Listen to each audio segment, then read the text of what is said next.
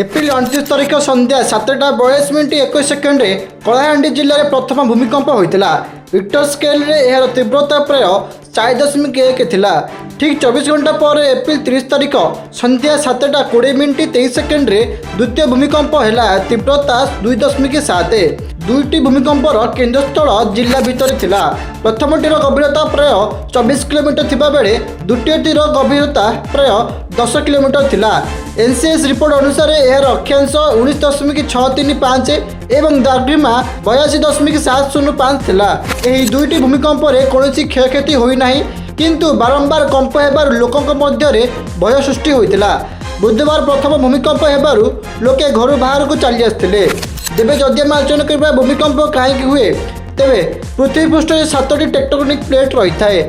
Plate सब बेले गति करुए। जोटी दुईटी प्लेट परस्पर सह धक्का हुए सेठाकू जोन फिल्म बोली कहुए। बारंबार धक्का लगिले प्लेट उपर चाप बढ़ी थाए। जितेबाला चाप अधिक होता है सेतेबेले प्लेट भांगा आरंभ करे। तले थिबा शक्ति बाहर को आसवा रास्ता खोलि थाए एवं ताहा ही भूमिकंप रूप में बाहर को आसि थाए।